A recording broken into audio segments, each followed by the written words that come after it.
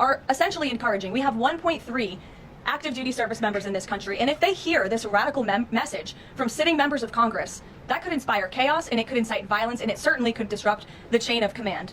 These three members of Congress, I will also add, knew exactly what they were doing. You look at Alyssa Slotkin. She's a former member of the CIA. Mark Kelly was a captain in the U.S. Navy. Maggie Goodlander was a naval officer, and notably, she is also the wife of Joe Biden's national security former advisor, Jake Sullivan.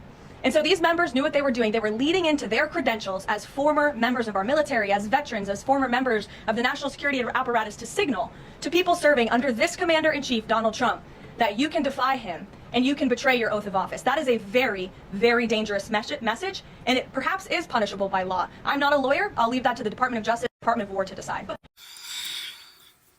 I'm TJ, and this is Life Lessons.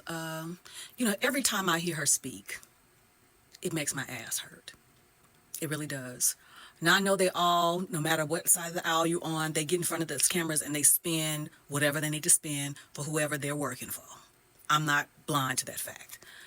But when we talk about now that she says it was a conspiracy for these sitting congressional members to encourage service members not to follow lawful orders, they did not say anything about lawful orders. They said unlawful orders. Unlawful orders. And for a president of the United States to sit there and suggest that they should be hung,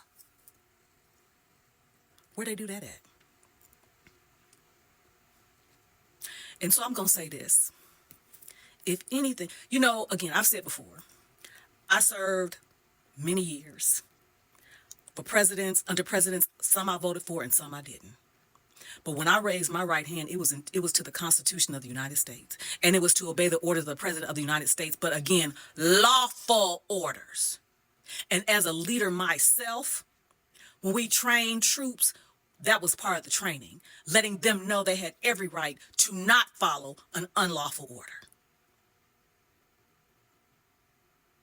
And so I'm going to say that if it was anybody else, they will be up in arms about that type of inciting that they should be hung or suggesting they should be hung. Excuse me? I'm disgusted. And I'm going to tell you something. If anything happens to those service members who do not follow unlawful orders, or even those congressional representatives who are saying to remember your oath, if y'all let that happen, you deserve exactly what you get. Whatever that looks like. Those are my thoughts. What are yours? Take that with you.